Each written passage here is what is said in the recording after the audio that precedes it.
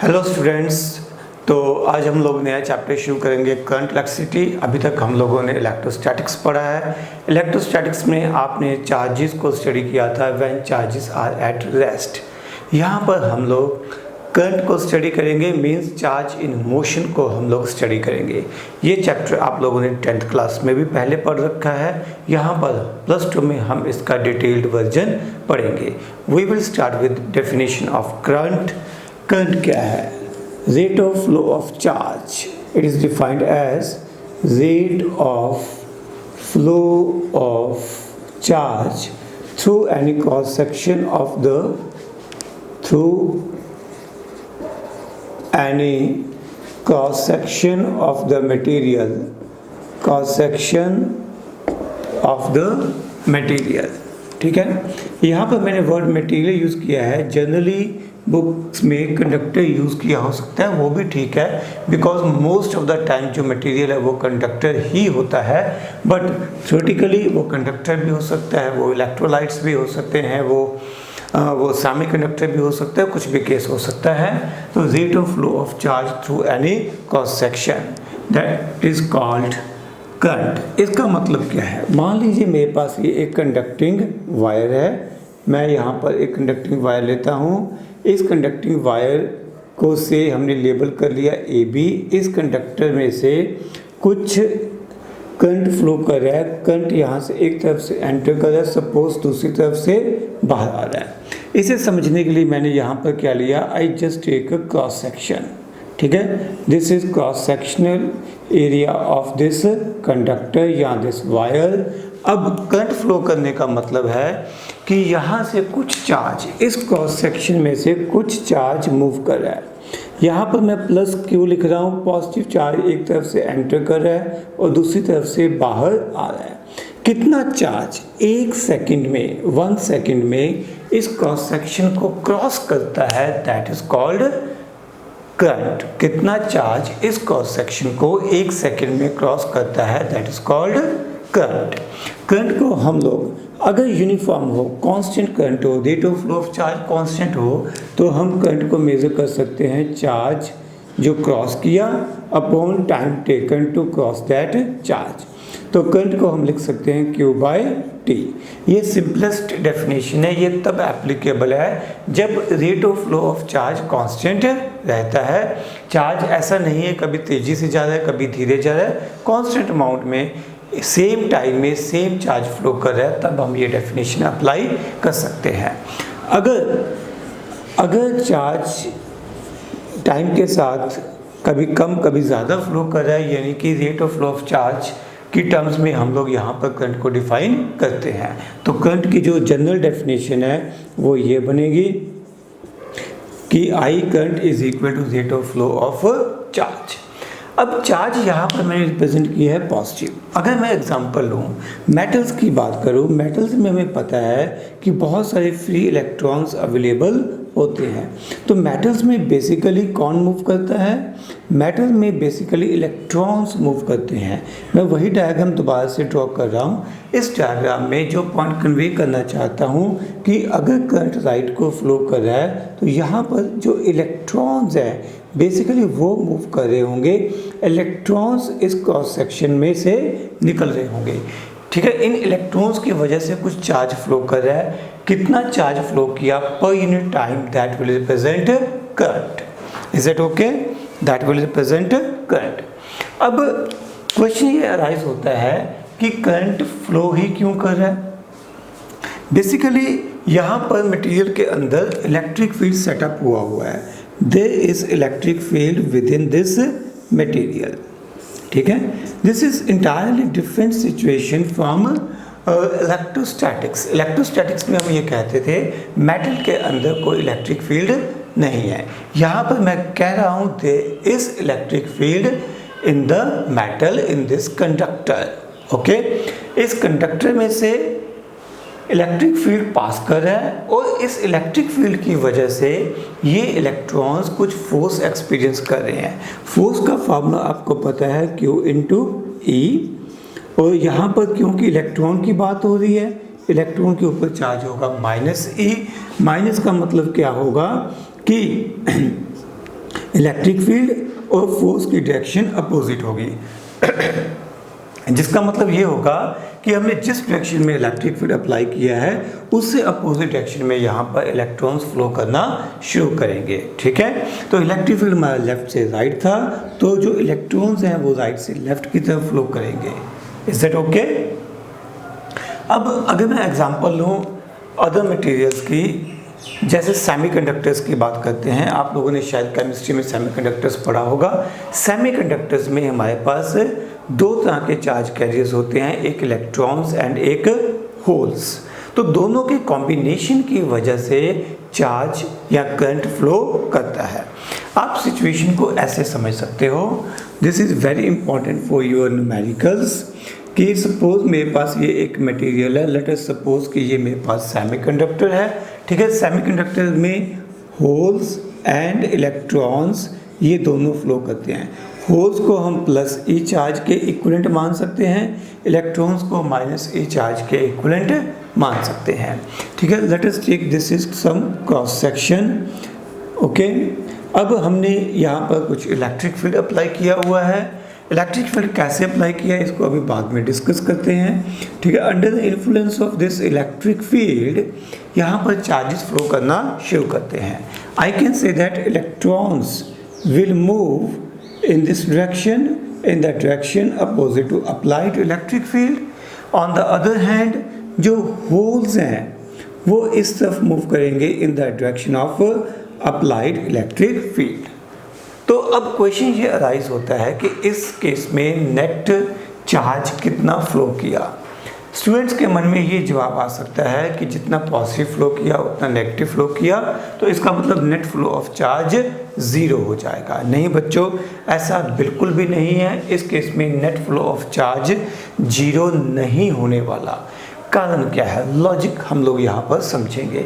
देखो, electron move कर रहे हैं लेफ्ट में और होल्स मूव कर रहे हैं राइट में। Motion of electrons towards left, motion of electrons towards left is equivalent to motion of holes towards right. Electrons जो लेफ्ट में फ्लो कर रहे हैं उसको मैं मान सकता हूँ कि उतने ही होल्स राइट में फ्लो कर रहे हैं। तो ये डायग्राम जो ऊपर वाला हिस्सा है ये यहाँ पे ड्रॉ किया गया है। यहाँ पे मैंने टिक मारा है कि इलेक्ट्रॉन्स का लेफ्ट को फ्लो करना is equivalent two electrons holes का राइट को फ्लो करना। जो वैसे मटेरियल में होल्स प्रेजेंट थे वो तो राइट में फ्लो कर ही रहे थे।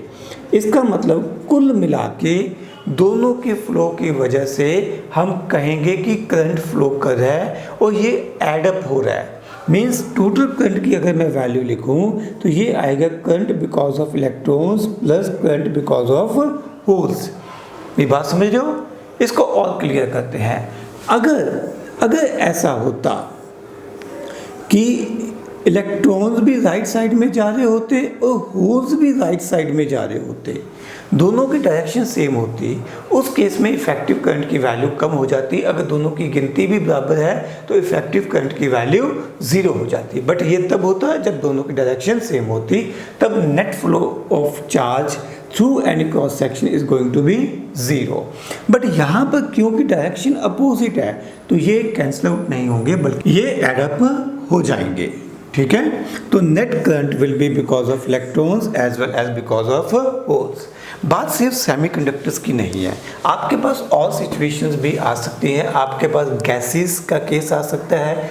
गैसेस में आपके पास फ्री इलेक्ट्रॉन्स एंड आयंस होते हैं, positive ions and free electrons होते हैं, वो भी अपोजिट डायरेक्शन में मूव करते हैं। जब वो अपोजिट डायरेक्शन में मूव करते हैं तब भी आप लोग नेट करंट इसी मेथड से ही कैलकुलेट करोगे। अभी तक हमने ये डिस्कस किया कि अगर करंट को फ्लो करना है तो इलेक्ट्रिक फील्ड सेटअप होना चाहिए। अब हम बात करते हैं कि अगर इलेक्ट्रिक फील्ड प्रेजेंट नहीं है तो क्या इलेक्ट्रॉन्स मूव नहीं करते? क्या इलेक्ट्रॉन्स रेस्ट पे होते हैं? जी नहीं। मैं यहाँ पर एग्जांपल लेता हूँ एक कंडक्टर की। सपोज किसी मेटल की, आयरन की एग्जांपल ले सकते हो। We have a conductor. इस कंडक्टर में बहुत सारे millions billion trillions of free electrons available है। Huge number of free electrons are available. वो इलेक्ट्रॉन्स जिनकी अपनी पेरेंट एटम के साथ कोई एफिनिटी नहीं है। ये इलेक्ट्रॉन्स रूम टेम्परेचर के ऊपर कुछ एनर्जी गेन कर चुके होते हैं। ये free electrons behaves like gas atoms या गैस मॉलिक्यूल्स, यानी कि ये भी वही लॉज फॉलो करते हैं जो गैस एटम्स फॉलो करते हैं। किनेटिक थ्योरी ऑफ गैसेस वाला फंडा हम यहाँ पर कह सकते हैं। मींस अगर इन फ्री इलेक्ट्रॉन्स की एनर्जी को हम लिखें, इन फ्री इलेक्ट्रॉन्स की एनर्जी को हम 3/2 kT से लिख सकते हैं। वे के रिप्रेजेंट बोल्ट्जमैन्स कांस्टेंट। ये हो गई kinetic energy of one electron. अब टेम्परेचर तो यहाँ पर रूम टेम्परेचर है, 0 केल्विन तो है नहीं है, इसका मतलब इन इलेक्ट्रॉन्स की कुछ ना कुछ वेलोसिटी भी होगी। This velocity is called thermal velocity. अगर स्पीड की बात करनी हो तो आप इसको थर्मल स्पीड कह सकते हो। थर्मल वर्ड टेम्परेचर या हीट के साथ लिंक है, यानी कि वो वेलोसिटी जो इलेक्ट्रॉन्स के पास है because of temperature, that is called thermal velocity. अब यहाँ पर लाखों करोड़ों इलेक्ट्रॉन्स हैं। ये इलेक्ट्रॉन्स रैंडमली मूव कर रहे हैं, कोई राइट को, कोई लेफ्ट को, कोई ऊपर को, कोई नीचे को, ठीक है। तो ये मूव करते हैं रैंडमली, और जिस वजह से इफेक्टिव करंट ज़ीरो होता है। मीन्स कोई पर्टिकुलर डायरेक्शन में चार्ज मूव नहीं करे। अगर एक चार्ज राइट को जा रहा है तो वही एक चार्ज लेफ्ट को जा रहा है। अगर मैं इलेक्ट्रॉन्स की बात करूं तो अगर एक इलेक्ट्रॉन राइट को तो एक लेफ्ट को, एक ऊपर को है तो एक नीचे को है, तो there is no net flow of charge in any particular direction. तो effective current in the absence of electric field is going to be zero, क्योंकि एक पर्टिकुलर डायरेक्शन में कोई चार्ज मूव नहीं कर रहा, ठीक है। ये भी ध्यान रखना है कि जब ये इलेक्ट्रॉन्स मूव कर रहे होते हैं तो ये इलेक्ट्रॉन्स लगातार एटम्स के साथ या पॉजिटिव कर्नल्स के साथ स्ट्राइक करते हैं, कोलाइड करते हैं। ये डायग्राम में मैंने यहाँ पर कुछ एटम्स बनाए हैं, ठीक है। This is just a random diagram to understand. अब यहाँ पे क्या हो रहा है कि ये जो इलेक्ट्रॉन्स हैं ये रूम टेम्परेचर के ऊपर एनर्जी गेन करके मूव कर रहे हैं। ये मूव कर रहे हैं स्ट्रेट लाइन में, एक पोजीशन से दूसरी पोजीशन तक ये स्ट्रेट लाइन में ट्रेवल करते हैं, ठीक है। स्ट्रेट लाइन में क्यों ट्रेवल करते हैं? क्योंकि इनके ऊपर कोई एक्सटर्नल फोर्स तो है नहीं है। इन the absence of external force ये अपनी इनर्शिया के रूल को फॉलो करेंगे। ये अपनी जो भी वेलोसिटी इनके पास है उस वेलोसिटी के साथ मूव करेंगे। तो कांस्टेंट या यूनिफॉर्म वेलोसिटी रहेगी, तो these electrons can not change their direction, ठीक है। तो ये स्ट्रेट लाइन में मूव करेंगे। सामने क्या आएगा? कोई ना कोई और पॉजिटिव कर्नल, कोई ना कोई पॉजिटिव चार्ज आएगा ही आएगा। यहाँ देखो पॉजिटिव चार्ज कहाँ से आ रहा है। मान लो इस एटम से एक इलेक्ट्रॉन हट चुका है, एक इलेक्ट्रॉन इसको छोड़ के बाहर निकल चुका है, फ्री हो चुका है, तो इस एटम के ऊपर चार्ज कौन सा है? पॉजिटिव है। हो सकता है किसी एटम में से इलेक्ट्रॉन बाहर ना निकला हो तो वो न्यूट्रल होगा। तो यहाँ पर हमारे पास पॉजिटिव और न्यूट्रल एटम्स का भंडार रहेगा, कहीं पे पॉजिटिव कहीं पे न्यूट्रल रहेंगे। तो ये इलेक्ट्रॉन्स मोशन के दौरान कभी पॉजिटिव आयन के साथ, पॉजिटिव कर्नल कह सकते हो, कभी पॉजिटिव कर्नल के साथ टकराएंगे और कभी न्यूट्रल एटम के साथ टकराएंगे। यहाँ से टकराए डाइवर्ट हो गए, यहाँ पे टकराए डाइवर्ट हो गए, यहाँ पे टकराए डाइवर्ट हो गए, यही हो गए। यानी कि ये जो इलेक्ट्रॉन है ये एक जिग जैग पाथ फॉलो करता है, जिग जैग पाथ फॉलो करता है एंड इसके पास बहुत सारी ह्यूज नंबर ऑफ कोलिजन्स होती रहती हैं। देखो बेटा, इन एटम्स की जो स्पीड है, थर्मल स्पीड है, थर्मल वेलोसिटी है, it is of the order of 10⁵ metre per second, very high speed, ठीक है। बट फिर भी अगर मैं ओवर द टाइम इस इलेक्ट्रॉन का नेट मोशन देखूं, over time net motion of any electron is zero, ठीक है। नेट मोशन का मतलब मेरे पास मतलब है डिस्प्लेसमेंट, कि net displacement over the time is zero. मतलब ये है कि ये इलेक्ट्रॉन बहुत सारे धक्के धुक्के खा के वापिस कहीं ना कभी वापिस अपनी उसी पोजीशन पे आ ही जाएगा। मीन्स अगर मैं एक इंडिविजुअल इलेक्ट्रॉन का ओवरऑल मोशन देखूं ओवर सर्टेन टाइम पीरियड तो वो भी मेरे पास जीरो आएगा। अगर मैं एक पर्टिकुलर टाइम पे सभी इलेक्ट्रॉन्स के मोशन को देखूं वो भी ज़ीरो आएगा। कहने का मतलब ये है कि in the absence of electric field due to random motion of electrons and availability of huge number of electrons, कोई भी करंट, कोई भी चार्ज एक पर्टिकुलर डायरेक्शन में फ्लो नहीं करता। तो overall current in the absence of electric field remains zero, although electrons are moving due to temperature at very high speed of the order of 10⁵ metre per second. इसके बाद अब हम लोग discuss करेंगे करंट के यूनिट्स क्या हैं और इलेक्ट्रिक फील्ड कैसे अपना रोल प्ले करता है, क्यों इलेक्ट्रिक फील्ड कंडक्टर के अंदर ज़ीरो नहीं होता। तो यहाँ पर हम लोग शुरू करेंगे यूनिट्स ऑफ इलेक्ट्रिक करंट। हम लोगों ने अभी अभी करंट की डेफिनेशन लिखी है चार्ज अपॉन टाइम, सिंपल शब्दों में। आइडियल डेफिनेशन क्या हमने लिखी है, dq/dt। इसकी जरूरत कब पड़ती है, जब charge is a function of time. अगर कांस्टेंट करंट फ्लो कर रहा है, सेम अमाउंट में चार्ज फ्लो कर रहा है इन द सेम टाइम, आप ये डेफिनेशन बड़े आराम से अप्लाई कर सकते हो। अगर मुझे इसके ऐसे यूनिट्स लिखने हो तो ये आएंगे 1 एम्पियर, चार्ज हो जाएगा 1 कूलम, टाइम हो जाएगा मेरे पास 1 सेकेंड। मैं डेफिनेशन क्या दे सकता हूँ, current through a conductor is said to be 1 ampere. Current through a conductor is said to be 1 ampere if 1 coulomb of charge flows through any cross section of the conductor in 1 second। ठीक है, इसको diagrammatically हम ऐसे समझ सकते हैं कि मेरे पास ये एक क्रॉस सेक्शन है, इस क्रॉस सेक्शन में से अगर 1 coulomb charge, 1 coulomb charge 1 second में फ्लो कर जाए तो हम कह सकते हैं कि फ्लो करने वाले करंट की वैल्यू 1 एम्पियर है। ठीक है, 1 एम्पियर एक्चुअली बहुत बड़ा यूनिट है। प्रैक्टिकली इतना ज़्यादा करंट फ्लो करवाना बड़ा मुश्किल होता है या ये बहुत ज़्यादा वैल्यू है। इसको एग्जांपल से समझते हैं। करंट को मैंने लिखा 1 एम्पियर, चार्ज कितना, 1 कूलम। 1 कूलम चार्ज को अगर आप लोग याद करो तो मैं इसको Q की वैल्यू को N × E लिख सकता हूँ। ठीक है, यहाँ पर मुझे ये वैल्यू 1 चाहिए। अगर हम अपने शुरू वाले फर्स्ट चैप्टर में जाएं तो यू कैन रिकॉल कि NE की वैल्यू को 1 कूलम लिखने के लिए हमारे पास N की वैल्यू आई थी 6.25 × 10⁸80। यानी कि 1 कूलम चार्ज का मतलब ये होगा कि 6.25 × 10⁸18 इलेक्ट्रॉन्स, मतलब 1 एम्पियर करंट का मतलब ये होगा कि इतने इलेक्ट्रॉन्स को, कितने, 6.25 × 10⁸18 इलेक्ट्रॉन्स को किसी वायर के क्रॉस सेक्शन में से 1 सेकंड में क्रॉस करना पड़ेगा, जो कि बहुत ज़्यादा वैल्यू है। Getting my point. इसलिए जो इसके प्रैक्टिकल यूनिट्स होते हैं वो मिली एम्पियर, एक मिली हो गया 10⁻³ एम्पियर, माइक्रो एम्पियर हो गया, वो हो गया हमारे पास 10⁻6 एम्पियर। ये दोनों यूनिट्स भी आप लोग बार बार अपनी थ्योरी में, न्यूमेरिकल्स में डिस्कस करोगे। उसके बाद हमारे पास आ जाते हैं इसके CGS यूनिट्स। CGS यूनिट्स में आप लोग लिख सकते हो एम्पियर की जगह स्टैट एम्पियर, एंड कूलम की जगह आप लोग लिख सकते हो स्टैट कूलम, और टाइम तो हमारे पास 1 सेकेंड रहेगा। तो हम डिफाइन कैसे कर सकते हैं कि current through any cross section of the wire will be called 1 stat ampere if 1 stat coulomb of charge pass through that cross section in 1 second.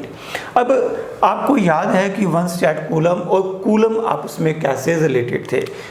If you can recall, शायद ये 3 × 10⁹ स्टैट कूलम होता था। एक बार cross check करना, क्या ये मुझे सही याद है। अगर मैं यहाँ पर डिवाइड कर दूँ 1 सेकेंड से तो इधर भी 1 सेकेंड से डिवाइड हो जाएगा। ये मेरे पास बन जाएगा 1 एम्पियर, ये मेरे पास बन जाएगा 1 स्टैट एम्पियर। तो मैं लिख सकता हूँ 1 ampere is equal to 3 × 10⁹ stat ampere. ठीक है, मेरे ख्याल से ये रिलेशन होना चाहिए between 1 ampere and 1 stat ampere. Stat ampere is also called electrostatic unit of charge. Stat ampere is also called electrostatic ESU, electrostatic unit of charge, ESU of charge। ऐसे ही ESU of current, electrostatic unit of current। 1 stat ampere is also called electrostatic unit of current। ठीक है, ESU of current। ऐसे ही इसके एक और units होते हैं magnetic में, EMU, electromagnetic units of current. ये होता है 1 ampere is equal to 1/10 electromagnetic unit of current. ठीक है, बस एक बार लिखवा रहा हूँ, इसको आपको दोबारा से कभी पढ़ने की ज़रूरत नहीं है। मुझे आज तक कोई केस याद नहीं यहाँ पे हम इसको यूज़ करते हो, बस एक बार नोट डाउन कर लो, जब भी रिवाइज करना हो एक बार रिकॉल कर लेना, अदरवाइज इसकी एप्लीकेशन ना के बराबर है। Electromagnetic units of charge of current. Actually पहले जो इलेक्ट्रिसिटी एंड मैग्नेटिज्म है वो दोनों अलग अलग ब्रांचेस होती थी, इसलिए वहाँ पर मैग्नेटिज्म में अलग से यूनिट्स डिफाइन किए जाते थे, इलेक्ट्रिसिटी में अलग से। ठीक है, बट अब हमें पता है कि we discuss a common branch electromagnetism, तो अब इनकी कोई इंपॉर्टेंस नहीं रही है। Okay, next we have direction of electric current. Direction of current. Current की डायरेक्शन को हम लोग दो अलग अलग तरीक़ों से डिफाइन करते हैं। एक होता है हमारे पास कन्वेंशनल करंट। कन्वेंशनल करंट कौन सा है? वो करंट जिस डायरेक्शन में पॉजिटिव चार्ज फ्लो करता है। Direction of flow of positive charge is direction of conventional current. दूसरा हमारे पास होता है इलेक्ट्रॉनिक करंट। इलेक्ट्रॉनिक करंट कौन सा है? Direction of flow of negative charge. Generally क्योंकि मेटल्स की बात होगी तो इस केस में हम लोग मोस्ट ऑफ द टाइम से इलेक्ट्रॉन लेके चलेंगे। हमारी जो पूरी कोर्स है उसमें हम सिर्फ और सिर्फ कन्वेंशनल करंट को डिस्कस करेंगे अनटिल अदरवाइज किसी पर्टिकुलर क्वेश्चन में स्पेसिफिकली पूछा नहीं गया। By default we will be discussing conventional current. ये बात थोड़ी अजीब सी भी है क्योंकि हम most of the time metals या कंडक्टर्स की बात करेंगे और कंडक्टर्स में हमें पता है कि फ्री इलेक्ट्रॉन्स एक्चुअली मूव करते हैं, इलेक्ट्रॉन्स मूव करते हैं यानी कि नेगेटिव चार्ज मूव करता है। बट स्टिल हम लोग हमेशा और हमेशा पॉजिटिव चार्ज के मोशन को ही करंट की डायरेक्शन मान के चलेंगे। मतलब ये है पॉजिटिव चार्ज की डायरेक्शन किस तरफ होती है। मान लीजिए मेरे पास ये एक कंडक्टर है, मैंने इलेक्ट्रिक फील्ड अप्लाई किया फ्रॉम लेफ्ट टुवर्ड्स राइट, तो इसके अंदर जो पॉजिटिव चार्ज प्रेजेंट है वो पॉजिटिव चार्ज, ठीक है, एक्चुअली बेटा मूव क्या करेगा? इलेक्ट्रॉन्स। बट जो इलेक्ट्रॉन लेफ्ट को मूव कर रहा है it is equivalent to positive charge towards right. तो यहाँ पर मूव इलेक्ट्रॉन करेंगे बट हम लोग रिप्रेजेंट पॉजिटिव चार्ज करेंगे। This is by convention. इसमें मैं कोई बहुत ज़्यादा कंट्रीब्यूट नहीं कर सकता। तो जो इलेक्ट्रॉन्स यहाँ पर रिप्रेजेंट करने की जगह हम पॉजिटिव चार्ज रिप्रेजेंट करेंगे कि positive charge is moving towards right in the direction of electric field. ये आपको फार्मूला पता है, F=Q/E। हमने कन्वेंशनली क्या लेना है? पॉजिटिव चार्ज लेना है। तो this is direction of positive charge. तो फोर्स भी उसी डायरेक्शन में होगी जिस डायरेक्शन में इलेक्ट्रिक फील्ड है और उसी डायरेक्शन में करंट फ्लो करेगा। इस कंसेप्ट को हम लोग याद कैसे करते हैं? मान लो कि मैंने यहाँ पर एक बैटरी लगा दी है, ठीक है। इस बैटरी में ये पॉजिटिव टर्मिनल हो गया और ये नेगेटिव टर्मिनल हो गया। तो इस तरफ मेरे पास पॉजिटिव आएगा और इस तरफ मेरे पास नेगेटिव आएगा बिकॉज ऑफ दिस बैटरी। तो इलेक्ट्रिक फील्ड किस तरफ सेटअप होगा? इलेक्ट्रिक फील्ड सेटअप होता है पॉजिटिव से नेगेटिव की तरफ। तो यहाँ पर जो इलेक्ट्रिक फील्ड सेटअप हो गया पॉजिटिव से नेगेटिव की तरफ हो गया, तो पॉजिटिव चार्ज भी उसी डायरेक्शन में फ्लो करेगा। Is it okay? तो हम लोग इसको याद कैसे करते हैं? हम लोग बार बार इलेक्ट्रिक फील्ड ड्रॉ नहीं करते। हम लोग ये कहते हैं कि ये एक बैटरी लगाई, ठीक है, battery is connected with a conductor, this is situation. तो पॉजिटिव से, बैटरी के पॉजिटिव से करंट शुरू होता है और बैटरी के नेगेटिव में जाके करंट समा जाता है, ख़त्म हो जाता है। सो this is direction of flow of current. Current इस डायरेक्शन में चलता है। आपको बैटरी के पॉजिटिव से शुरू करके इस तरह से करंट को कंप्लीट करना है, करंट की डायरेक्शन को रिप्रेजेंट करना है। अच्छा, this is very important. Current की डायरेक्शन भी होती है और करंट की मैग्नीट्यूड भी होती है। It has both magnitude and direction, but still current is a scalar quantity. It is a scalar quantity. क्यों? क्योंकि ये laws of vector addition follow नहीं करता, बिकॉज वेक्टर लॉज या लॉज ऑफ वेक्टर एडिशन या लॉज ऑफ वेक्टर अलजेब्रा, कुछ मर्जी लिख सकते हो, are not applicable on current, are not applicable on current. इसका मतलब क्या है, इसको हम थोड़ा डिटेल में समझते हैं। इसका मतलब ये है कि यहाँ से मैंने यहाँ पर एरो डाले तो मुझे पता है कि करंट की डायरेक्शन तो है, ठीक है। करंट कितना फ्लो कर रहा है, 1 ampere, 2 ampere, 2 micro ampere, 3 milli ampere, कुछ भी है तो करंट की मैग्नीट्यूड भी है। बट अगर हम यहाँ पर देखें तो मैंने वायर को ऐसे मोड़ दिया, वायर को ऐसे मोड़ने से अगर ये वेक्टर क्वांटिटी होती तो करंट की वैल्यू में चेंज आ जाता, ठीक है, क्योंकि इसकी डायरेक्शन में चेंज हो गया है। पहले ये टुवर्ड्स लेफ्ट थी, टुवर्ड्स नेगेटिव वाई एक्सिस थी, अब हो गई टुवर्ड्स पॉजिटिव वाई एक्सिस। तो यहाँ पर there should be change in current, but ऐसा कुछ नहीं होता क्योंकि करंट वेक्टर है ही नहीं है, it is still scalar quantity. इसकी डायरेक्शन का मतलब सिर्फ यही होता है कि करंट सेम डायरेक्शन में है या अपोजिट है, करंट क्लॉकवाइज है या एंटी क्लॉकवाइज है।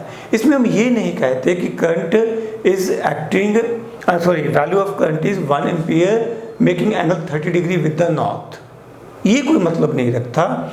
यहाँ पर ये रूल फॉलो नहीं होते, I1 plus I2 is equal to I, ये रूल्स यहाँ पर फॉलो नहीं होते, वेक्टर अलजेब्रा यहाँ पर फॉलो नहीं होता। इसलिए हम लोग करंट को क्या लेके चलते हैं, current is taken as scalar quantity.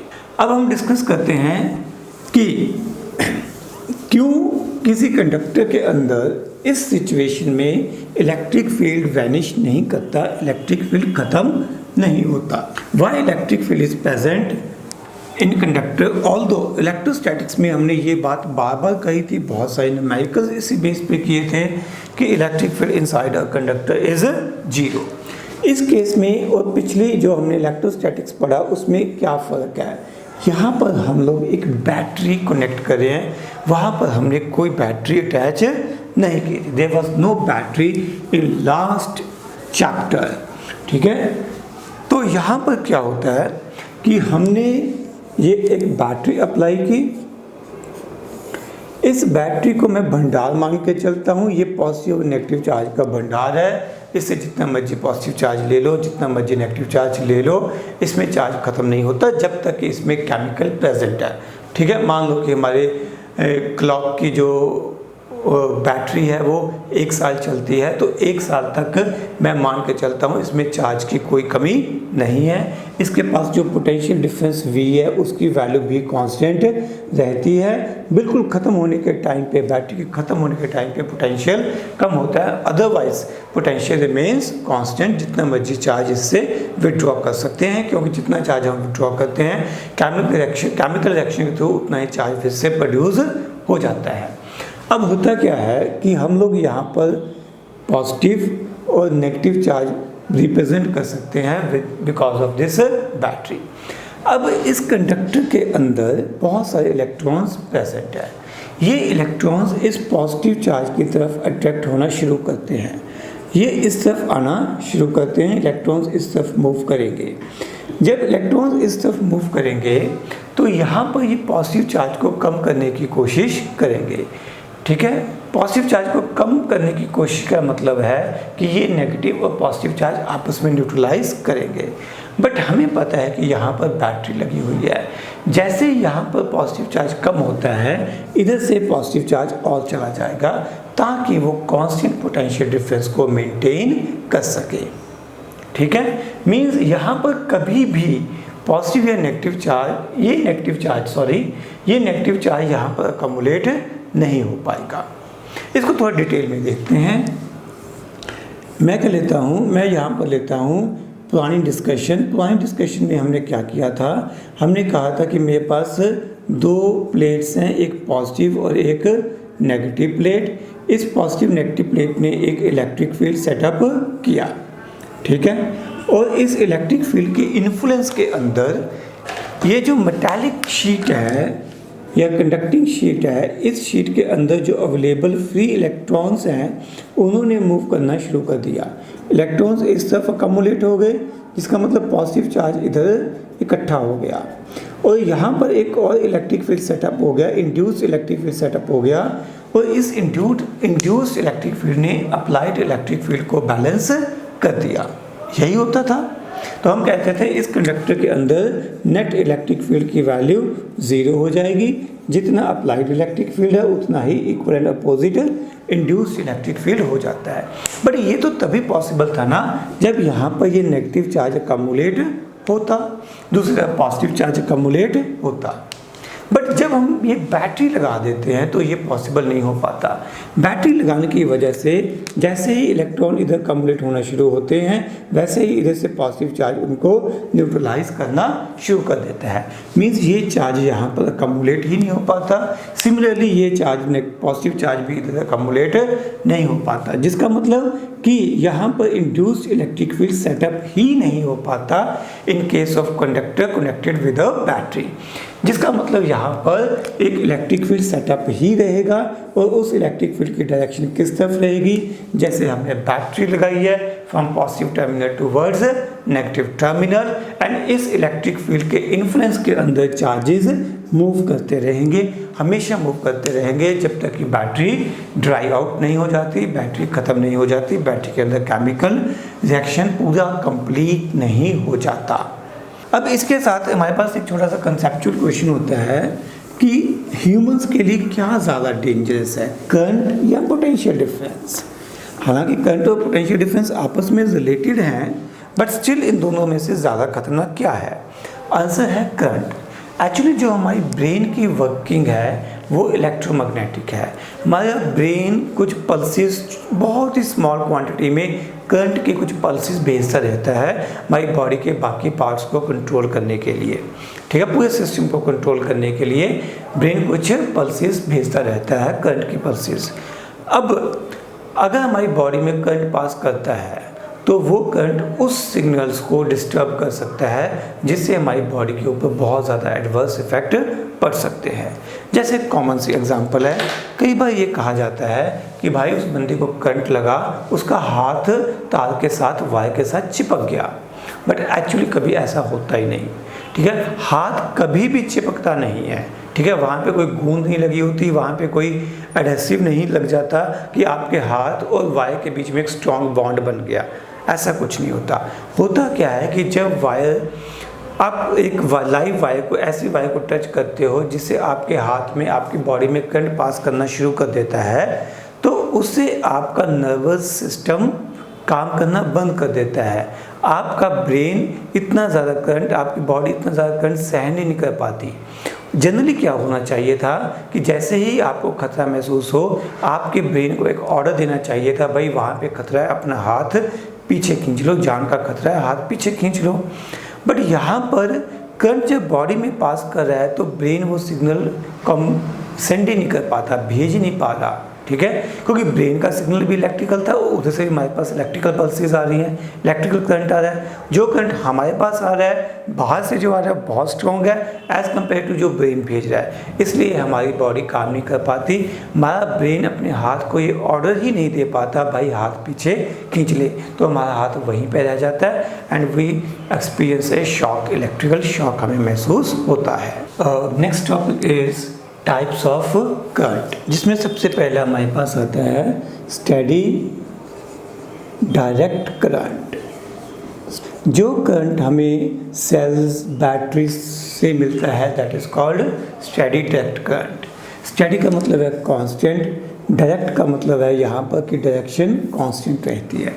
ये स्टेडी वर्ड जो है वो मैग्नीट्यूड को कांस्टेंट रखने के लिए है, डायरेक्ट का मतलब यहाँ पर डायरेक्शन कांस्टेंट रहती है, यानी कि ऐसा करंट जिसमें ना तो मैग्नीट्यूड चेंज होती है ना डायरेक्शन चेंज होती है with the passage of time, such current is called steady current और डायरेक्ट करंट। हम लोग अगर इस केस में स्टेडी डायरेक्ट करंट के लिए ग्राफ प्लॉट करना चाहें तो ये हमारे पास कुछ इस तरह का आएगा, straight line parallel to time axis. इसके लिए बेहतरीन एग्जांपल्स वही हैं सेल्स, एंड बैटरीज जो भी हम यूज़ करते हैं, और दे सप्लाइज स्टडी करंट या डायरेक्ट करंट। जितने भी टॉयस आपने यूज़ किए, आपने उनमें सेल लगाए थे, रिमोट्स में आप लोग सेल यूज़ करते हो, जो घड़ियाँ हैं उनमें भी आप सेल यूज़ करते हो, तो सब जगह डायरेक्ट करंट यूटिलाइज होता है, यानी कि स्टडी डायरेक्ट करंट। सेकेंड हमारे पास जो कैटेगरी इसमें आती है that is variable direct current. Second category is variable direct current. Variable direct current का मतलब है करंट की डायरेक्शन तो चेंज नहीं हो रही बट मैग्नीट्यूड वेरिएबल है। इसमें मैग्नीट्यूड वेरिएबल है but direction remains constant. Direction, direct word कहाँ से है? डायरेक्शन से। डायरेक्शन रिमेन्स कांस्टेंट, करंट एक ही डायरेक्शन में फ्लो करता है। ठीक है, तो ये अगर हम यहाँ पे ग्राफ प्लॉट करें तो कुछ इस तरह का जो ग्राफ है, इस तरह के वेरिएबल डायरेक्ट करंट के लिए हो सकता है। ये हम लोग बहुत ज़्यादा नहीं पढ़ते हैं, सिर्फ इस चैप्टर में स्टार्टिंग में 1-2-4 क्वेश्चन इसके साथ लिंक रहेंगे, अदरवाइज हम थ्योरेटिकली इसको ज़्यादा डिस्कस नहीं करते हैं। थर्ड हमारे पास आता है अल्टरनेटिंग करंट। अल्टरनेटिंग करंट क्या है? एसी करंट जो हमारे घर में आने वाली सप्लाई है दैट इज अल्टरनेटिव। अल्टरनेटिव का मतलब ही बाई से होता है वो करंट जिसमें मैग्नीट्यूड और डायरेक्शन दोनों चेंज होते हैं with the passage of time. यहाँ पर जो मोस्ट कॉमन मैं अल्टरनेटिव करंट के लिए ग्राफ प्लॉट करूँगा, ये हमारे पास अल्टरनेटिव करंट का ग्राफ आ जाएगा। यहाँ पर देखो, ये जो आई नॉट है ये करंट की मैक्सिमम वैल्यू आएगी। ठीक है, यहाँ पर करंट पॉजिटिव हाफ है, ये नेगेटिव हाफ है, ये पॉजिटिव है फिर नेगेटिव है। करंट हर कुछ टाइम बाद, इस टाइम को T/2 लिख सकते हैं। टी टाइम, कैपिटल टी का मतलब है टाइम पीरियड। टाइम पीरियड का मतलब है एक साइकिल पूरा होने में जो टाइम लगा वो है टाइम पीरियड। तो आधे टाइम पीरियड बाद वो अपनी डायरेक्शन को चेंज कर लेता है। जैसे हमारे घर में आने वाला जो करंट है उसकी फ्रिक्वेंसी 50 हर्ट्ज है, यानी कि वो एक सेकंड में 50 साइकिल्स पूरे करता है, यानी कि एक सेकंड में वो 100 बार अपने करंट की डायरेक्शन को चेंज करता है। चेंज इन डायरेक्शन कितनी होगी? Change in direction is 100 times in 1 second.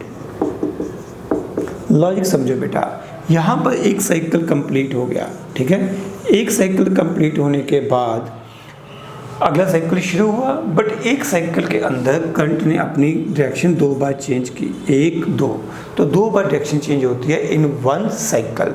तो 50 साइकिल्स में 100 बार डायरेक्शन चेंज होगी। और भी कई तरह के अल्टरनेटिव करंट्स होते हैं, बहुत सारी इसकी कर्व्स होती हैं, बट हम इसके लिए एक पूरा अलग से चैप्टर पढ़ेंगे। आपको सिर्फ फिलहाल एक डेफिनेशन या इंट्रोडक्शन की ज़रूरत थी। अगर मैं इस करंट को रिप्रेजेंट करना चाहूँ तो इसके लिए इक्वेशन हम यूज़ कर सकते हैं, I = I0 sin ωt। But detail discussion बाकी सारी इक्वेशंस हम लोग बाद में डिस्कस करेंगे। I0 हमारे पास क्या है? मैक्सिमम करंट या peak value of current, peak current या maximum value of current. Omega stands for angular frequency. अगर आप याद करो तो ये सारा कंसेप्ट आप लोगों ने SHM में +1 में भी पढ़ा था। वहाँ पर आप जनरल इक्वेशन क्या लिखते थे? x = x0 × sin ωt। x वहाँ पर क्या था? डिस्प्लेसमेंट। यहाँ पर डिस्प्लेसमेंट की जगह करंट है, ये मैक्सिमम वैल्यू ऑफ डिस्प्लेसमेंट थी। आप लोगों ने इसको कई बार एम्पलीट्यूड A से भी लिखा था।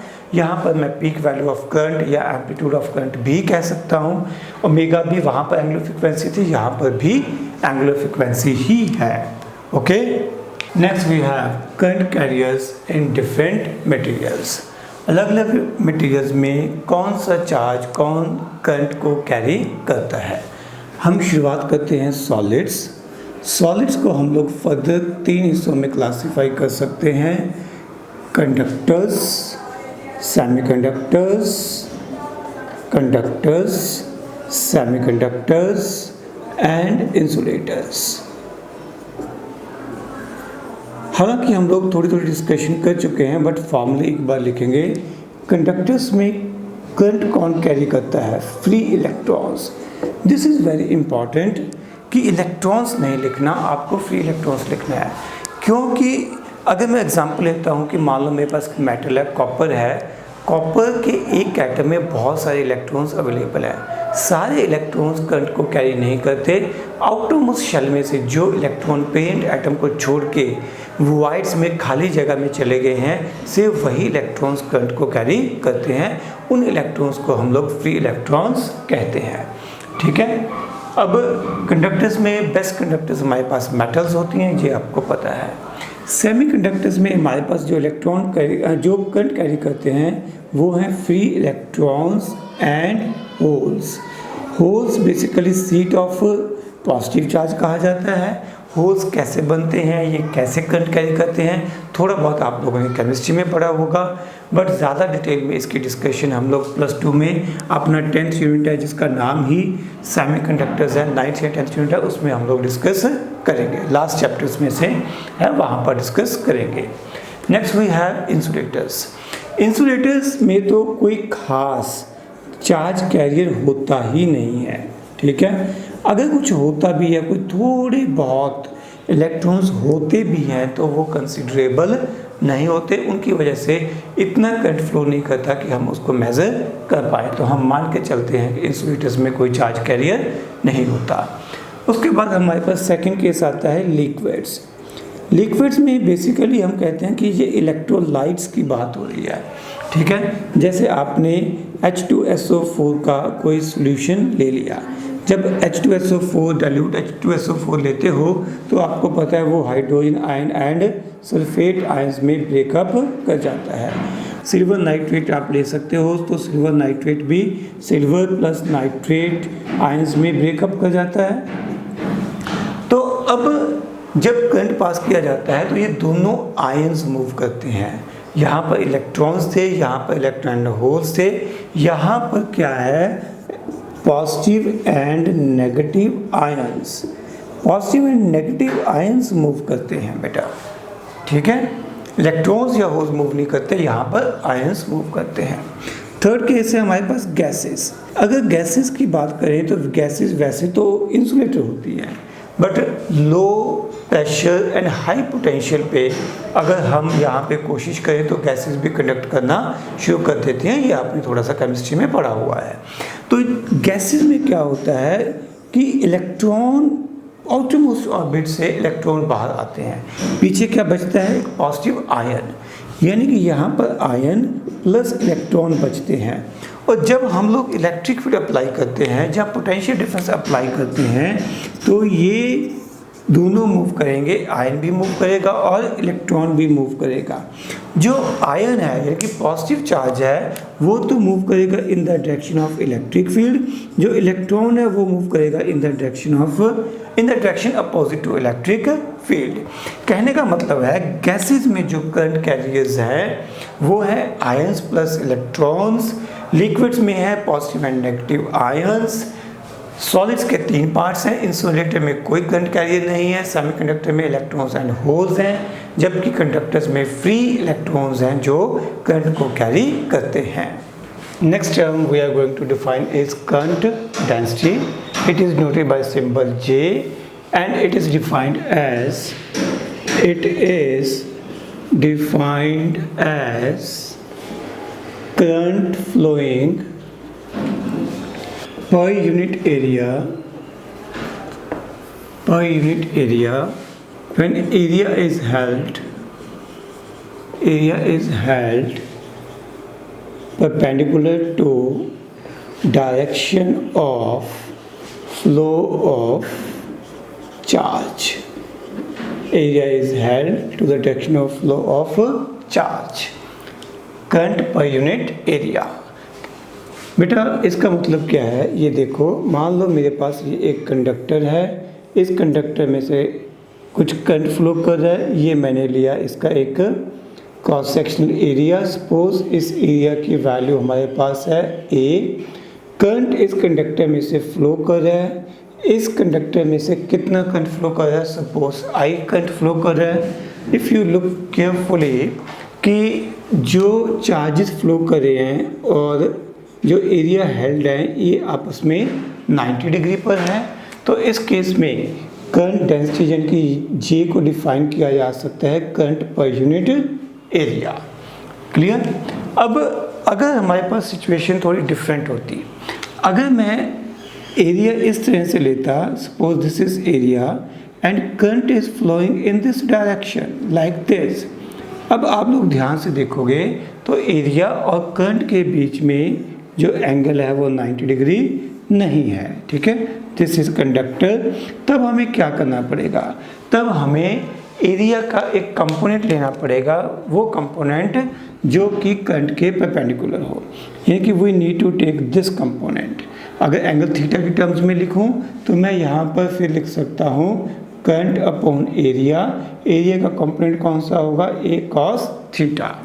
क्या ये क्लियर है? अगर मैं इसको रीअरेंज करूँगा तो I is equal to J A cos theta आ जाएगा। इसको हम डॉट प्रोडक्ट की फॉर्म में भी लिख सकते हैं, J dot A. This is very important to note that current density is a vector quantity. Current density यानी कि J is a vector quantity. इसके साथ डायरेक्शन एसोसिएटेड रहती है। इसकी डायरेक्शन किस तरफ होती है, जिस तरफ करंट की डायरेक्शन है वही करंट डेंसिटी की डायरेक्शन होती है। बड़ा इंटरेस्टिंग है यहाँ पर बच्चों, करंट स्केलर है, मैं फिर भी कह रहा हूँ जो करंट की डायरेक्शन है यानी कि direction of motion of charges है, that is direction of J. Detail में थोड़ा देखते हैं कि अगर पॉजिटिव चार्ज इस डायरेक्शन में मूव कर रहा है, पॉजिटिव चार्ज, ये वेलोसिटी इधर है, तो this is direction of J also, current density also. I को लिखा हमने जे डॉट ए। अगर आप इसको थोड़ा और डिटेल में देखो, एलिमेंट्री पोर्शन लेके आप इसको लिखते तो आप इसको लिखते J dot D A. And total current लिखने के लिए आप इसको क्या करते हैं, इंटीग्रेट करते हैं। यह कि total current I through an area will be given by integration of J dot ए, ठीक है। एक्चुअली +2 के लेवल तक हम लोग ज़्यादा डिस्कशन करंट डेंसिटी की टर्म्स में नहीं करते हैं, बट हायर क्लासेस में करंट से ज़्यादा करंट डेंसिटी की टर्म्स में डिस्कशन की जाती है। हमारे पास जितनी है हम वो तो करेंगे। इसके यूनिट्स क्या हैं, current per unit area, current के यूनिट्स क्या हैं, एम्पियर, एरिया के क्या है, मीटर स्क्वायर, तो ये बन जाएगा ampere per metre square. This are units of current density. Current density को थोड़ा सा और भी मॉडिफाई करके प्रेजेंट किया जा सकता है। हम लोगों ने लिखा था J is equal to I by A. यहाँ पर करंट क्या होता है, amount of charge flown upon time taken upon area. यहाँ पर मैं एक छोटी सी ट्रिक यूज़ करूँगा अगले स्टेप में। अगले स्टेप में मैं क्या करने वाला हूँ, यहाँ पर dx से मल्टीप्लाई और dx से डिवाइड कर दिया, ठीक है। dx क्या है, displacement covered by charges in time dt। Displacement covered by charge in time dt, okay. अब ध्यान से देखो, इन दोनों को इकट्ठा कर देंगे, delta x and delta t को। तो j को मैं लिख सकता हूँ delta q into delta x by delta t। ये a इंटू डेल्टा t को कंबाइन कर लेते हैं, ये मेरे पास वेलोसिटी आ जाएगी। This is also called drift velocity. Although drift velocity को अभी आगे जाके हम डिटेल में पढ़ेंगे, मैं फिलहाल इसको v लिख देता हूँ। a इंटू डेल्टा x, ये मेरे पास हो जाएगा वॉल्यूम। तो करंट डेंसिटी को डिफाइन करने का एक ये भी फॉर्मूला होता है, जो चार्ज फ्लो किया upon volume of the conductor multiply by velocity with which electrons are moving, या चार्ज पार्टिकल्स आर मूविंग, या current carriers are moving, okay. तो अब हम लोग कुछ न्यूमेरिकल्स करेंगे based upon definition of current. पहला न्यूमेरिकल हमारे पास क्या है, in a Bohr model of hydrogen atom, the electron revolves around the nucleus in a circular path of radius 5.1 into 10⁻11 meter at a frequency of 6.8 into 10⁻15 rotations या revolutions per second. Find the equivalent current. ये nucleus है और electron इसके अंदर revolve कर रहा है और हमें इक्विवेलेंट करंट फाइंड आउट करना है। करंट का फार्मूला क्या होता है, चार्ज अपॉन टाइम, ठीक है भाई। अब चार्ज यहाँ पर क्या है, एक इलेक्ट्रॉन का चार्ज है, मैग्नीट्यूड लिखूंगा, डायरेक्शन के लिए कोई इंपॉर्टेंस नहीं है। टाइम, इसको एक चक्कर पूरा करने में मैं अगर यही क्रॉस सेक्शन मान लूँ तो वापस यहाँ पे आने के लिए टाइम देखूंगा, तो एक चक्कर पूरा करने में जितना टाइम लगा वो मेरे लिए टाइम पीरियड है, और मुझे यहाँ पर इस t की वैल्यू ये टाइम पीरियड ही सब्स्टिट्यूट करनी है। 1/t हमारे पास क्या होता है, फ्रीक्वेंसी, ठीक है। e की वैल्यू, चार्ज ऑन इलेक्ट्रॉन की वैल्यू हमें पता है, और क्वेश्चन में फ्रीक्वेंसी हमें गिवन है 6.8 इंटू 10⁻+15, ये हमारे पास हो जाएगा 1.6 into 6.8 into 10⁻⁻4 ampere, 1.08 into 10⁻⁻3 ampere बन जाएगा, यानी कि 1.08 मिली एम्पियर बन जाएगा। हाँ जी, next question is, in a hydrogen atom an electron moves in an orbit of radius 5 into 10⁻11 meter, ये न्यूक्लियस है और ये इलेक्ट्रॉन है, ये मूव कर रहा है in a circle of radius r, जिसकी वैल्यू हमें गिवन है, with a speed which is 2.2 into 10⁻6 meter per second. We have to find out equivalent current. Exactly पिछले क्वेश्चन जैसा क्वेश्चन है। करंट का फॉर्मूला होता है चार्ज अपॉन टाइम। इस बार चार्ज कौन सा है, इलेक्ट्रॉन के ऊपर, टाइम हम कितना लेंगे, टाइम पीरियड। टाइम पीरियड की कैलकुलेशन मैं अलग से समझा देता हूँ। By definition speed is equal to distance upon time. अब इस केस में एक सर्कल पूरा करने में कितना डिस्टेंस कवर होगा, 2πr, और एक सर्कल पूरा करने में जो टाइम लगता है उसको हम बोलते हैं टाइम पीरियड। यहाँ से अगर हम 1/t की वैल्यू लिख लें तो ये बन जाएगी v/2πr। Is it okay? अब हम ये वैल्यू इधर सब्स्टिट्यूट कर सकते हैं। 1/t की वैल्यू यानी कि करंट की वैल्यू अपने पास बन जाएगी E/v/2πr। तो यहाँ पर करंट अपने पास कितना है, 1.6 E की वैल्यू पुट कर दो। v हमें गिवन है 2.2 into 10⁻6, 2 into pi is 3.14, r is radius of the circular path। ये वैल्यू सब्स्टिट्यूट कर सकते हैं, अप्रॉक्सीमेटली 1.08 मिली एम्पियर आ जाएगी। Okay, next question, an electron beam has an aperture of 1 mm²। Aperture का मतलब है क्रॉस सेक्शनल एरिया यहाँ पर, ठीक है, क्योंकि यूनिट्स देखो ये एरिया के यूनिट्स दिए हुए हैं, तो हमें एरिया कितना दिया हुआ है, 1 mm²। 1 mm² का मतलब हो गया 10⁻⁻6 मीटर²। तो यहाँ से इलेक्ट्रॉन्स मूव करें और किसी भी क्रॉस सेक्शन को यहाँ पे क्रॉस करेंगे। A total of 6 into 10⁻16 electrons, कितने, 6 into 10⁻16 electrons flow any perpendicular cross section। ठीक है, हमने ये क्रॉस सेक्शन लिया which is perpendicular to the direction of motion of electrons। Calculate the current and the current density। Question का first part है current find out करो। आप लोग वीडियो पॉज करके सॉल्व कर सकते हो। करंट का फॉर्मूला क्या होता है, चार्ज अपॉन टाइम। क्वेश्चन में हमें गिवन है कि this much electrons are passing per second, ये गिनती पर सेकेंड गिवन है। आप इसको n/t ले सकते हो, number of electrons per unit time. तो ये ऐसे लिख सकता हूँ, क्यू की वैल्यू हो गई ne, तो ne/t, n/t हमारे पास हो गया स्मॉल n इंटू e, ये हो गया 6 into 10⁻16 into 1.6 charge on electron into 10⁻⁻19, ये अप्रॉक्सीमेटली हो गया 9.6 इंटू 10⁻³ एम्पियर, यानी कि 9.6 मिली एम्पियर। क्वेश्चन के सेकंड पार्ट में पूछा गया करंट डेंसिटी। करंट डेंसिटी का यहाँ पे कोई हमारे पास ज़्यादा कंसर्न नहीं है, क्योंकि हमें सीधा दे रखा है कि जो क्रॉस सेक्शन एरिया या जो एरिया हमने हेल्ड किया वो करंट के परपेंडिकुलर डायरेक्शन में है। तो यहाँ पर करंट हमने फाइंड आउट कर लिया है 9.6 इंटू 10⁻³ एरिया एरिया हमें क्वेश्चन में गिवन था 10⁻⁻6, ये बन जाएगा 9.6 into 10⁻+3 ampere per metre square. So this should be your required answer.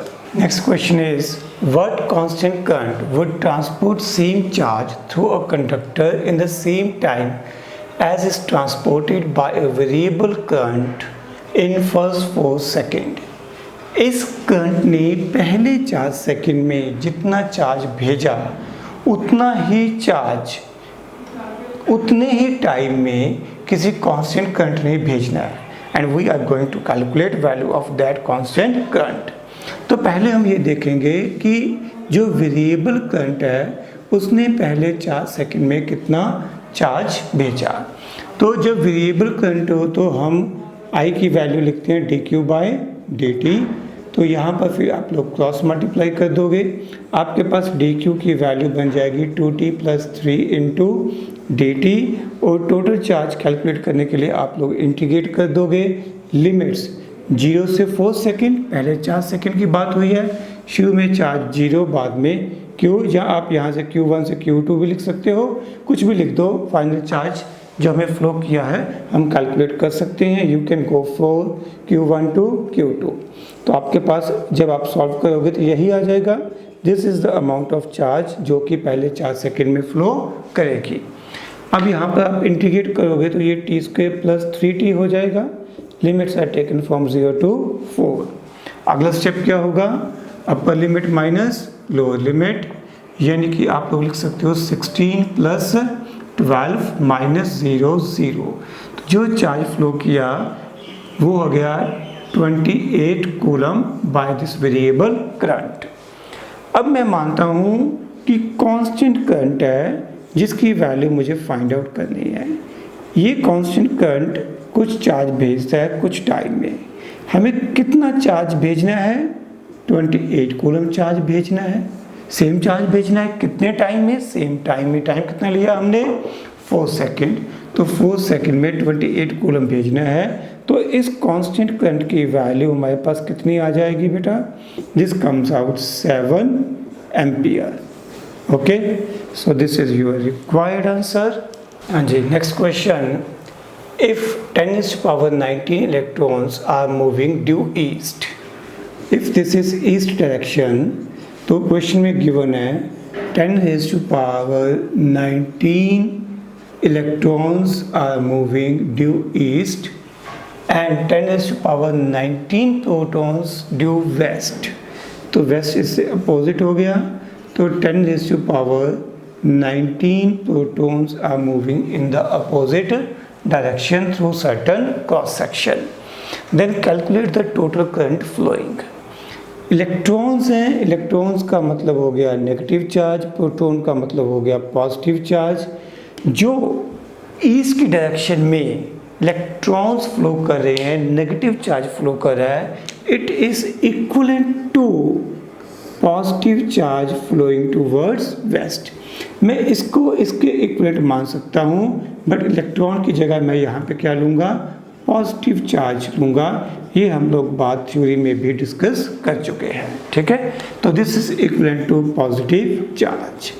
इसका मतलब मैं यहाँ से ओवरऑल देखूँ तो प्रोटॉन तो लेफ्ट को मूव कर ही रहे थे, और साथ में अब इक्वलेंट पॉजिटिव चार्ज, इलेक्ट्रॉन्स का इक्वलेंट पॉजिटिव चार्ज भी लेफ्ट को ही मूव कर रहा है.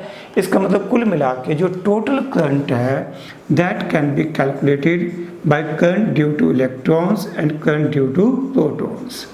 करंट का फॉर्मूला क्या होता है? Charge per unit time. तो यहाँ पर charge per unit time formula apply किया जा सकता है. चार्ज का फॉर्मूला होता है n into E. n into E number of electrons per unit time हो गया, number of protons multiply by E per unit time.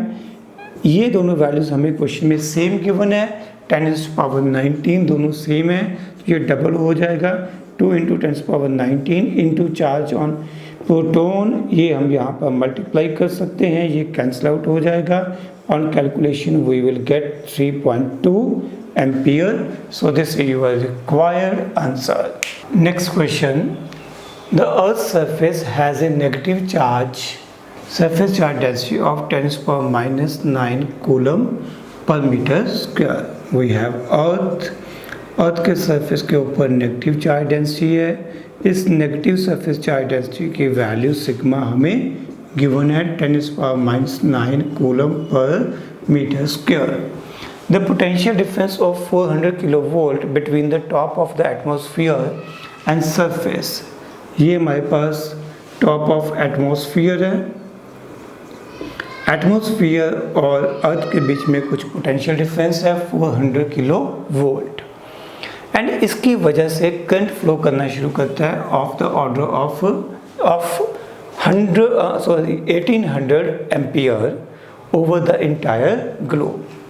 पूरे ग्लोब के ऊपर यानी कि सब जगह से कुल मिला के कितना करंट फ्लो कर रहा है, 1800 एम्पियर करंट फ्लो कर रहा है, जिसकी वजह से अर्थ के ऊपर प्रेजेंट चार्ज न्यूट्रलाइज हो रहा है। और हमें कैलकुलेट करना है कि कितनी देर में ये सारे का सारा नेगेटिव चार्ज न्यूट्रलाइज हो जाएगा। तो हमारे पास करंट क्वेश्चन में गिवन है 1800 एम्पियर। करंट का फॉर्मूला होता है चार्ज अपॉन टाइम। हमें टाइम की कैलकुलेशन करनी है, Q/I हो जाएगा। कंसेप्ट को समझ लेते हैं कि अर्थ के सरफेस के ऊपर नेगेटिव चार्ज है। मैं मान के चलता हूं कि यहाँ से पॉजिटिव चार्ज आ रहा है और ये पॉजिटिव चार्ज अर्थ के सरफेस पे नेगेटिव चार्ज को न्यूट्रलाइज करेगा। तो जितना पॉजिटिव चार्ज आएगा उतना ही नेगेटिव चार्ज अर्थ के सरफेस के ऊपर होगा, तभी ये दोनों एक दूसरे को न्यूट्रलाइज कर पाएंगे। यहाँ पर जो मैं चार्ज है वो कौन सा यूज़ करूँगा, अर्थ के सरफेस वाला। और करंट कौन सा, जो एटमॉस्फेरिक करंट है 1800 एम्पियर। चार्ज को हम लिख सकते हैं सिग्मा इंटू ए, करंट हमारे पास है 1800। तो T is equal to sigma हमें गिवन है 10⁻⁹। एरिया हमारे पास हो जाएगा 4πr²। आर की वैल्यू क्वेश्चन में हमें गिवन है, आर की वैल्यू हम यहाँ सब्स्टिट्यूट कर सकते हैं by current is given to us 1800 ampere. On calculation this value comes to 83 second.